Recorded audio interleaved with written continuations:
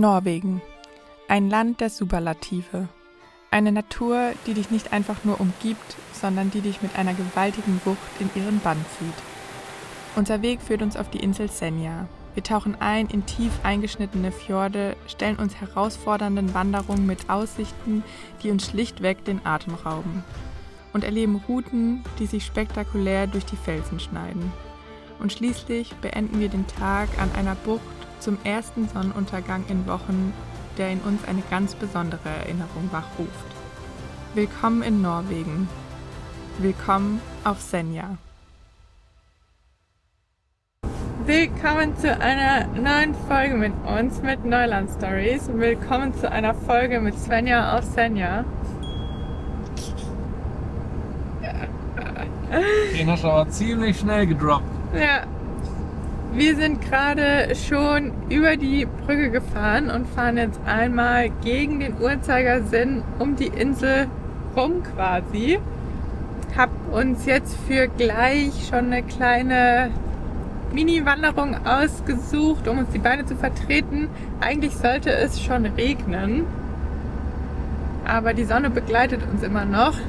Der Regen sitzt uns allerdings im Nacken. Hinter uns wird es ganz schön dunkel. Deswegen gucken wir einfach mal, wie weit wir kommen. Und wenn nicht, suchen wir uns schon ein schönes Plätzchen. Denn immerhin ist für morgen schönes Wetter angesagt. Und wer sich fragt, wo Senja ist ziemlich weit oben im Norden, über den Lofoten und unter Tromsø. Ist das die nördlichste Stadt Europas? Das werden wir nochmal nachrecherchieren. Ja. Senja gilt als Norwegen im Mini-Format. Auf engstem Raum trifft hier sanfte, grüne Küstenlandschaft auf schroffe, gigantische Felsformationen. Sie ist die zweitgrößte Insel des Landes und doch fühlt es sich hier in vielen Stellen so an, als hätte die Natur eine ganz eigene wilde Welt geschaffen, die sich dem Festland komplett entzieht. Es ist immer noch sehr irritierend, wenn man oft denkt, dass das jetzt immer Seen sind, an denen man vorbeifährt, aber jetzt mittlerweile sind wir ja wieder am Meer, sprich durch die ganzen Fjorde kommen wir jetzt einfach immer am Meer vorbei und die spiegelglatte Oberfläche war einfach gerade Meer und kein See. Muss man auch beim Reinspringen beachten. Ob man Mund zu oder Mund aufmachen kann. Die Augen. Oh, guck dir das mal an. Mega cool.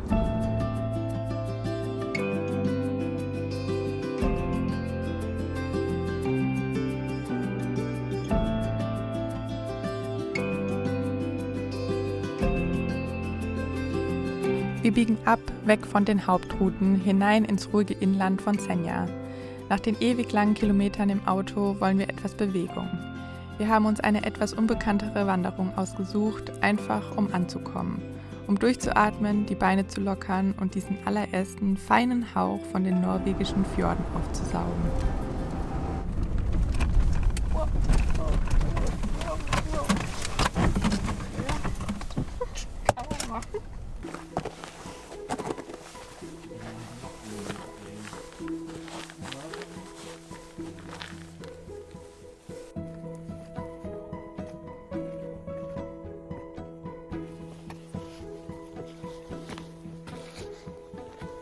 Der Einstieg geht auf jeden Fall direkt super steil los, aber die Aussicht ist auch jetzt schon bombastisch.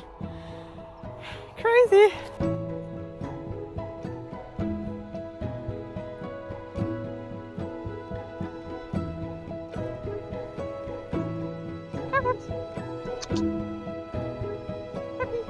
Basti ist schon umgedreht, der hat sich nicht so richtig fit gefühlt. Der ist heute Morgen ein bisschen kränklich aufgewacht mit Halsschmerzen und allem und jetzt nach dem Anstieg und es fängt jetzt auch an zu regnen. Ich glaube, es war eine gute Entscheidung. Manu ist da vorne irgendwo schon und ja, ich glaube, es war ganz gut für eine erste Bewegung und einen ersten Ausblick über die Fjorde. Aber bevor wir jetzt richtig klatschnass werden, das ist richtig doof im Dachzelt und Chimney, werde ich wohl auch umdrehen, bevor wir so richtig nass werden.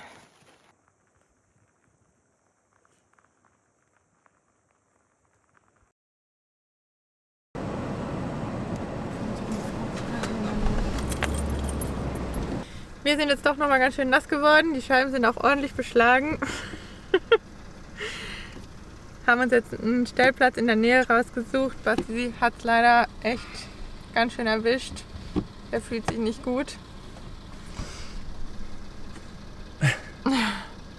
Ja, irgendwie kränklich seit letzter Nacht. Hab gedacht, vielleicht geht's vorüber, aber war nicht so dolle gerade. Steckt fest. Ja, war ein bisschen anstrengend gerade. Kommt immer zum unpassendsten Zeitpunkt. Deswegen suchen wir uns jetzt einen Spot. Dann gibt es lecker was zu essen und Yes. Zelt aufbauen.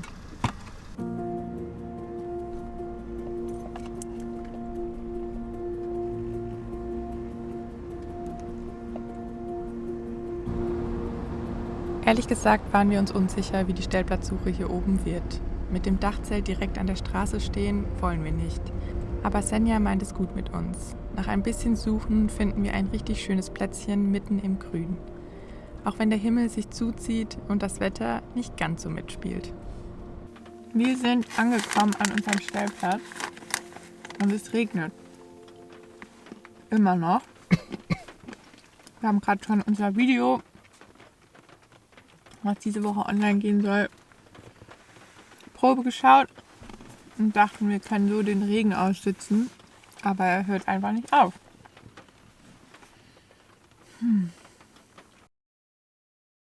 Gerade vor einer Sekunde hat es aufgehört zu regnen und der Himmel sieht so abgefahren aus. Es ist jetzt 9:15. Gegen 11 soll es so richtig aufhören zu regnen.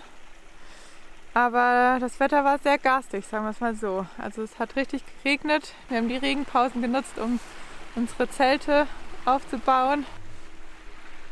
Und haben uns jetzt eine warme Gemüse-Rahmen-Nudelsuppe gemacht. Und essen die jetzt noch, beobachten die Wolken da vorne und gehen dann früh schlafen.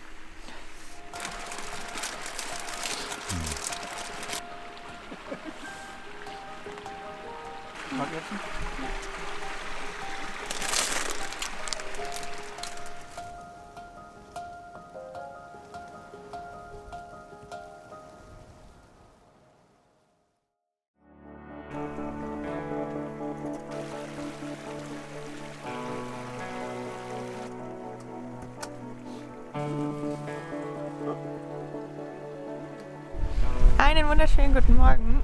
Wir haben eher semi-gut geschlafen. Basti geht es nicht wirklich viel besser. Mit einer kranken Person in einem Zelt schlafen ist auch nicht die beste Idee, aber ich fühle mich noch ganz okay. Wir packen jetzt aber zusammen nach unserem Frühstück und wollen ein bisschen den Tag nutzen, weil die Sonne scheint und es regnet nicht. Und das ist ein Tag, der will gut genutzt werden. Hier oben im Norden. Guten Morgen. Was machst du? Maintenance. Ballistol auf die beweglichen Teile. Manu ist schon wieder abfahrbereit. Just waiting for you. As usual. Aber ich kann gut Wartungsarbeiten währenddessen machen. Das ist super. Warten, arbeiten. Warten und arbeiten. So, los geht's!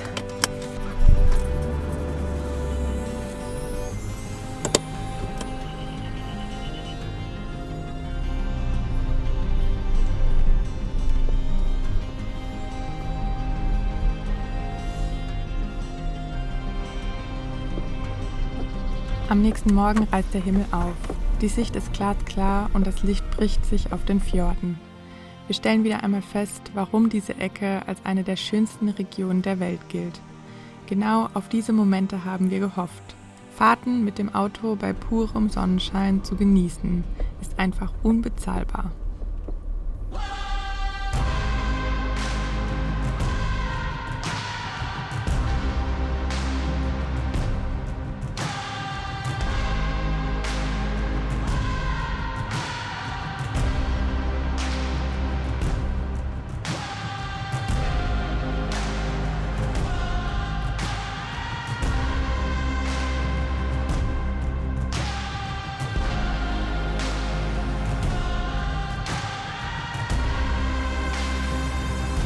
So, jetzt sind wir wohl in diesem Norwegen-Part angekommen, der Ein Flash.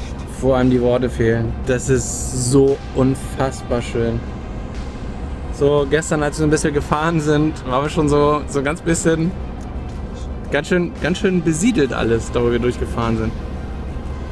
Aber das hier ist fantastisch.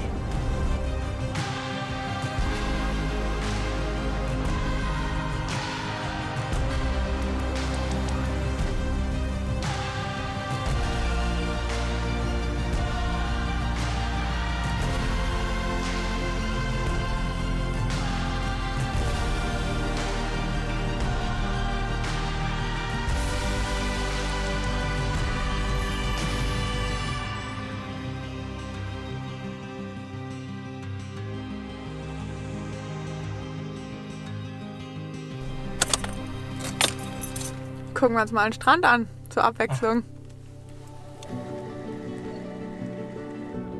Am Parkplatz angekommen, erleben wir zum ersten Mal dieses volle Norwegen. Wo spektakuläre Natur ist, sind eben auch viele Camper und Touristen. Aber wie so oft gilt, wenn man ein paar Schritte weiter geht als die meisten, verändert sich alles. Wir haben diesen wunderschönen Strand fast für uns alleine. Und das Beste daran, Peppi und Mila lieben den Sand unter ihren Pfoten.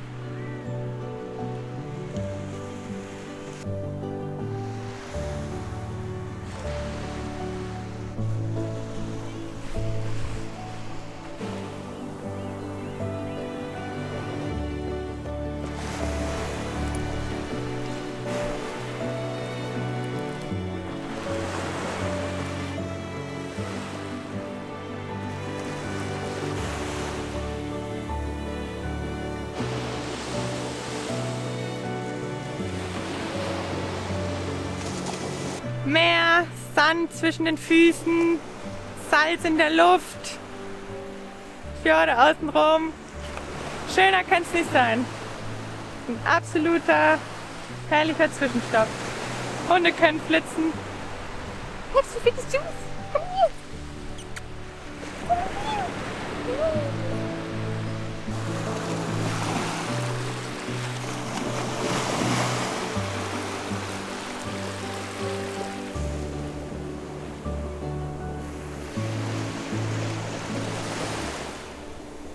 Wir fahren los, wir haben ein kleines Hüngerchen und ein Fjord weiter gibt es ein Restaurant, The Fat Cod, wo es eine hervorragende Fischsuppe geben soll. Und ich bin ja immer dafür, lokale Gerichte zu probieren. Deswegen machen wir das doch jetzt. Wieso denn nur du? Wir. Wieso? Aber im Sinne von Fisch bin das Ja, eher ich. probieren werde ich trotzdem. Ja, das stimmt. Und in Norwegen bedeutet, ein Fjord weiterzufahren, oft schon wieder eine völlig neue Welt. Hinter jeder Kurve wartet der nächste gigantische Ausblick.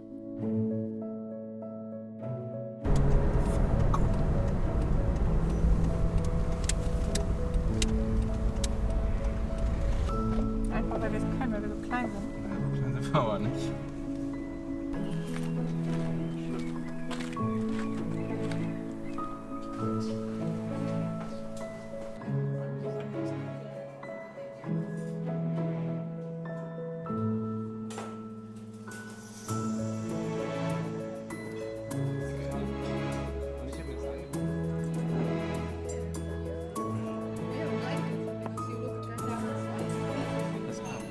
Bon Appetit!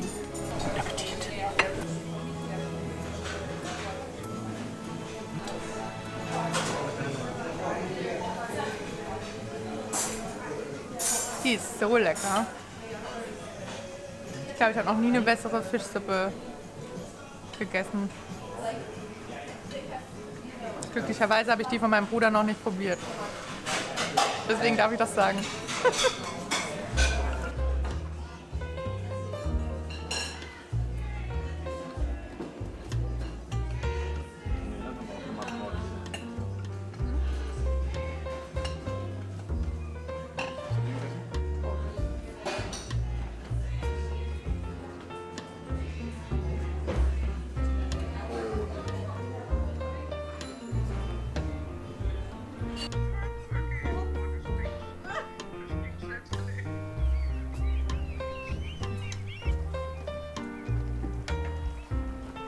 Das war eine sehr leckere Suppe und ist sehr zu empfehlen. Und ich glaube, Basti hat auch Fish and Chips gut geschmeckt. Sehr, sehr gut war es, ja.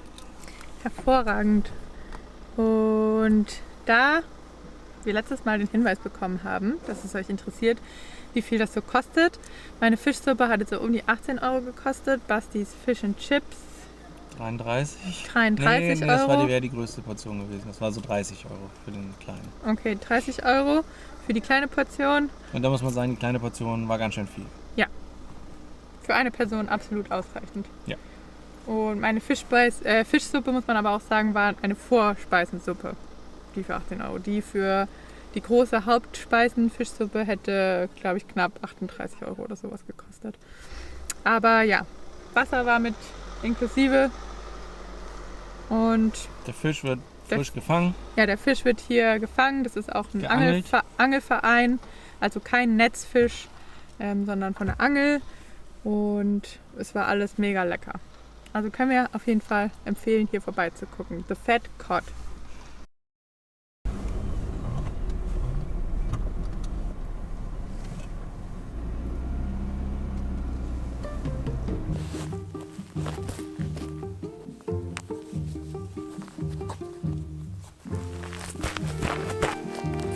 Wanderung Senja die zweite. Mal gucken, ob wir heute mehr Glück haben mit dem Wetter.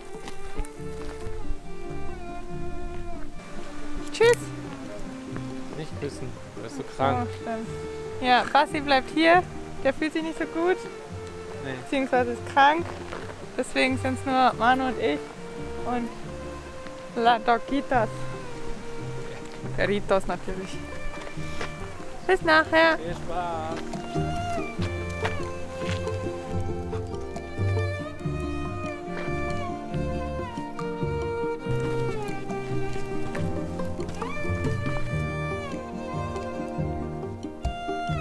Der Einstieg geht auf jeden Fall schon mal knackig los.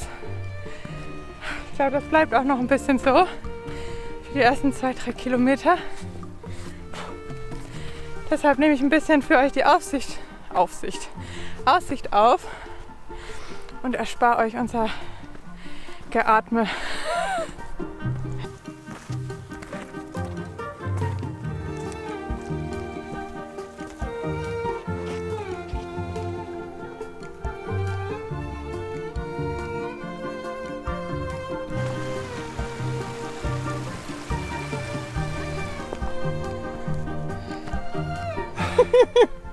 Hi. Wie ist die Lage? Ja, wir haben schon ein Viertel für das blühende Leben. Kannst du einfach von oben einen Shot machen? Ich warte hier. Machen wir so. Gut für die Durchblutung. Wir haben auch schon eine Schicht weniger an. Almost halbe Strecke.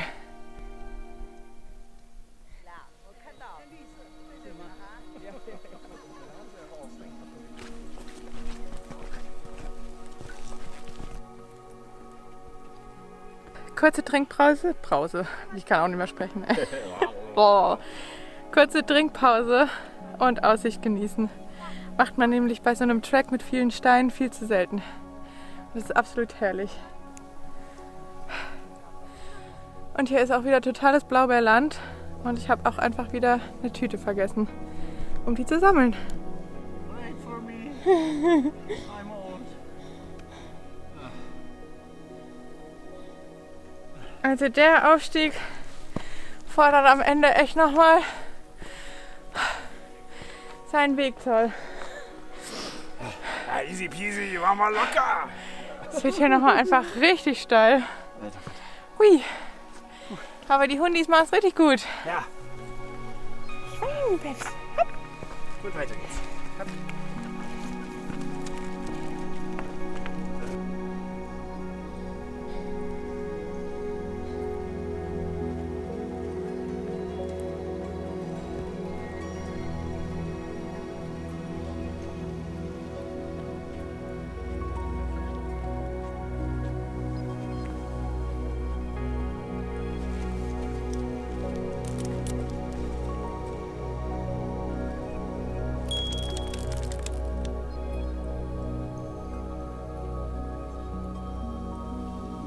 Bis zum ersten Plateau haben wir es geschafft.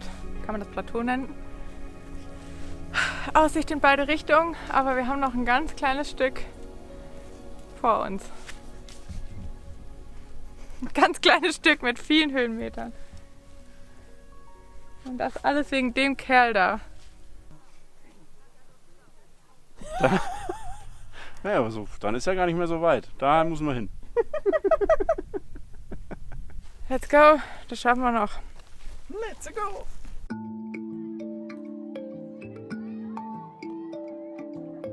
Wir sind auf dem Hesten angekommen, haben hier ein cooles Plätzchen gefunden, wo man ein bisschen kurz hinsitzen kann und die Aussicht genießen kann. Und hier hinter uns ist der Segler auf Svenja. Auf Senja. Das Wahrzeichen sozusagen. Dementsprechend beliebt ist die Wanderung auch, aber es war jetzt in Ordnung. Es war gut was los, aber machbar. Erstmal wieder ein Jäckchen anziehen.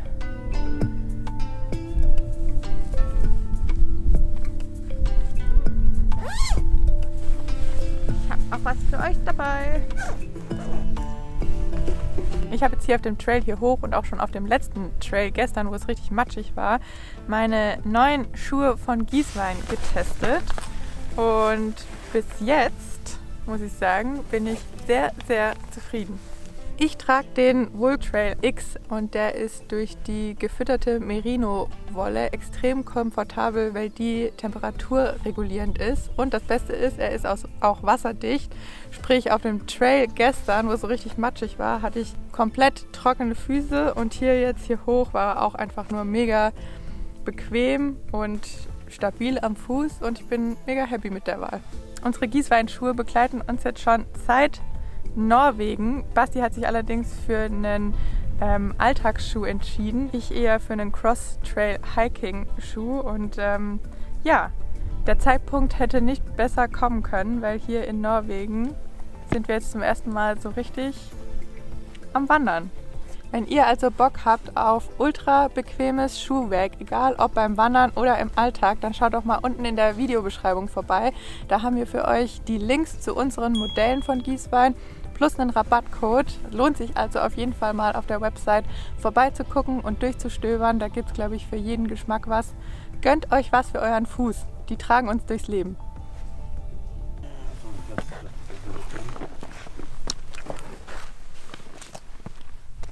Das habt ihr toll gemacht. Richtig gut. Wo ist mein Keks? Hab ich. Das ist der... Die Dinger, Hundsbulla aus Schweden, sind der Tod, der Zuckertod. Das ist wirklich so. Also wenn du wirklich auf Null läufst, dann nimmst du das refuelt dich komplett. Starten mit Keks. Keks. Kann man genauso brechen wie die... Für alle. Keks für alle. Juhu. Bester Keks.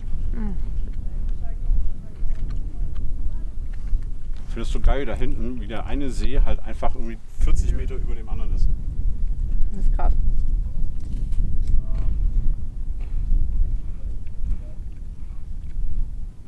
Der See und der See. Beziehungsweise Meer, See. Wenn man aus Schweden kommt, ist alles, was man an Wasser sieht, was nicht krasse Wellen hat, einfach ein See. Bis man irgendwann schnallt, ah nee, wir sind am Meer.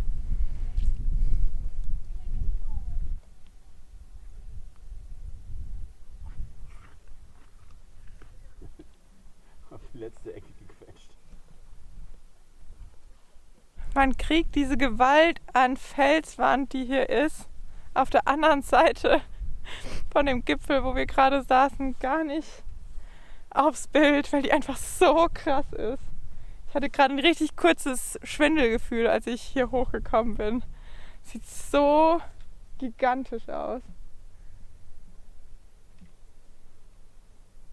Abgefahren. 2 abgefahrene Berge.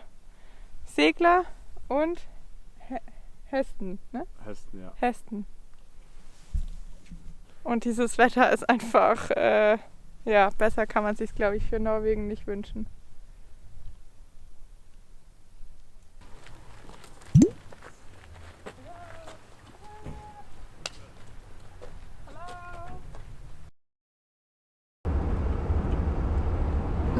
haben Basti wieder eingesammelt. Sehr schade, dass er nicht mit dabei war, aber wir hatten jetzt auch gerade nochmal von unterwegs den herrlichsten Blick von der anderen Seite auf den Segler und auf den Heusten, heißt er, glaube ich. Und ja, fahren jetzt einfach weiter bis zum nächsten Stellplatz.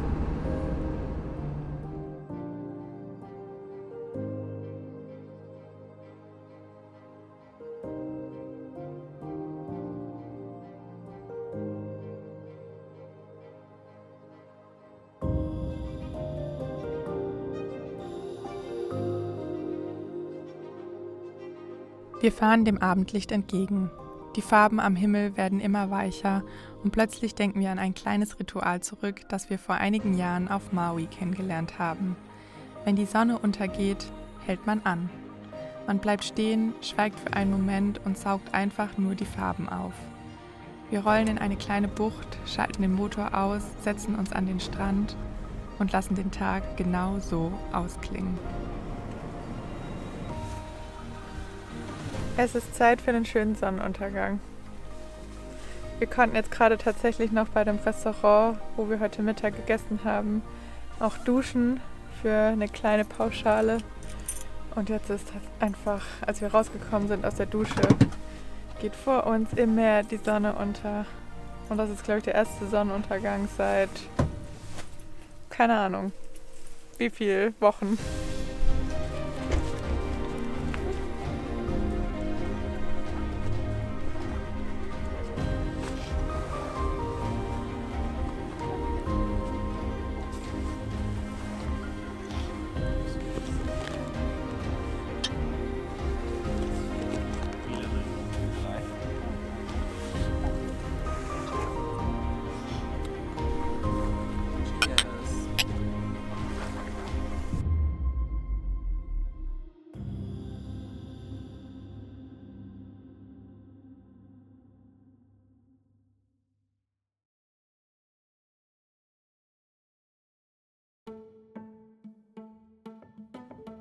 Wir haben gestern Abend tatsächlich noch einen dieser kleinen, versteckten Traumspots gefunden. Wenn man sich etwas Zeit nimmt und nicht an den überlaufenden Hauptplätzen stehen bleibt, belohnt einen diese Insel immer wieder. Und genau für solche Wege ist unser Jimny samt Dachzelt einfach die perfekte Wahl. Noch etwas müde von all den Eindrücken gestern starten wir ganz ruhig in den Tag. Ein kleiner Kaffee, tief durchatmen, bevor wir alles zusammenpacken und die Reise über die Insel fortsetzen. Und dann ist da auf einmal diese unbeschreibliche Weite. Ein Gefühl im Brustkorb, das wir so das letzte Mal in Südamerika gespürt haben. Egal wohin der Blick wandert, saftiges, tiefes Grün, schroffe Felswände, die senkrecht ins Meer stürzen und zahllose Wasserfälle, die wie weiße Adern durch das Gestein fließen. Die Natur ist hier schlichtweg gigantisch.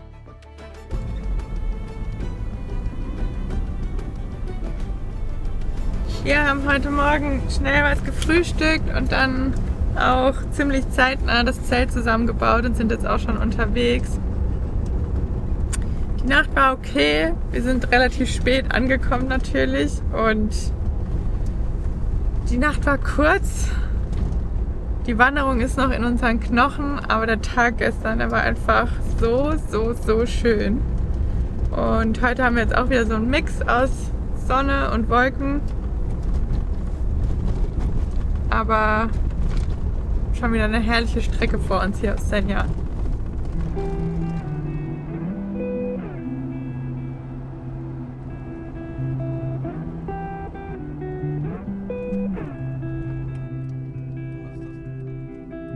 Wir müssen tanken. Das erste Mal, als wir nach Norwegen eingereist sind, hatten wir noch ein bisschen Glück. Da haben wir, glaube ich, für 1,18, ja doch, 1,80, 1,70. Nee, 18 oder so irgendwie. 18 Ja. irgendwas. Mittlerweile ist der Preis, glaube ich, ein bisschen vorbei. Doch. 22. Also ja, so um die 2 Euro, 2,10 Euro. Drückluft. Oh, da steht irgendwie.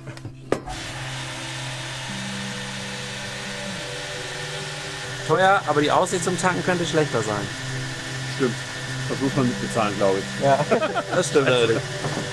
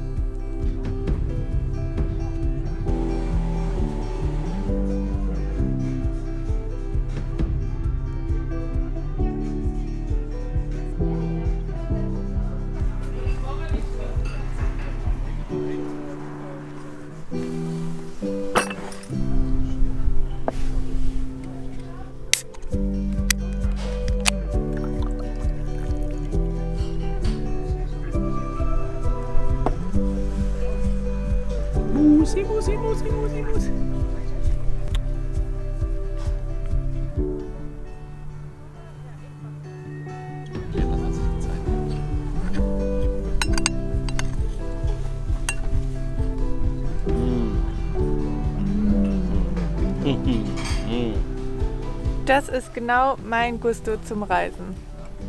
Gestern eine schöne Wanderung, der perfekte Abschluss mit Sonnenuntergang und jetzt ein süßes Café anfahren, Kuchen essen, Kaffee trinken, Sonne genießen. Das Endlich ist, Kaffee. Ja, endlich kriege ich meinen Kaffee. Seit Tagen wird es ihr verweigert. Und wie ist? Mega gut. Was sagt ihr eigentlich zu Manus neuer Mütze? Wir holen euch Kiel, ihr Landratten.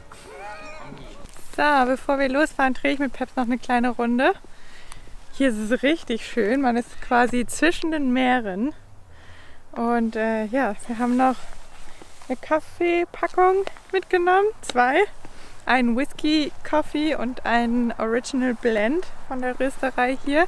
Ist richtig, richtig niedliches Café. Ist ganz im Westen von Senja. Der Abstecher hierher lohnt sich auf jeden Fall. Ja, und wir überlegen jetzt, wie es weitergeht. Wir wollen vermutlich bei dem Wetter auf jeden Fall auf den Lofoten vorbeigucken, sind aber so ein bisschen zwiegespalten und wissen nicht so wirklich, ob wir das machen sollen, ob wir Teil der großen Masse werden wollen. Es soll ja schon eine sehr gigantische Landschaft sein.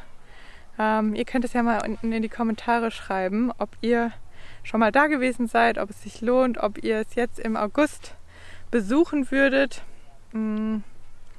Ja, irgendwie wissen wir noch nicht so genau, wie wir es machen wollen. Auf jeden Fall war es das für diese Woche mit dem Video. Wir hoffen, es hat euch gefallen, mal wieder die Woche mit uns zu verbringen und ja, so ein bisschen mit uns in unsere ersten Norwegen-Abenteuer einzutauchen. Senja hat uns auf jeden Fall richtig, richtig gut gefallen. Können wir auf jeden Fall empfehlen. Und ja, Emoji der Woche ist auf jeden Fall ein Wanderschuh. Den haben wir uns reglich verdient für die Höhenmeter, die wir gemacht haben. Und ja, liked das Video, hypt das Video und abonniert auf jeden Fall unseren Kanal. Dann verpasst ihr kein Video mehr aus Norwegen und wie es weitergeht bei uns. Und ja, wir freuen uns, dass ihr dabei seid. Und jetzt machen wir mal Lagebesprechung, wie wir weitermachen. Danke, Ende.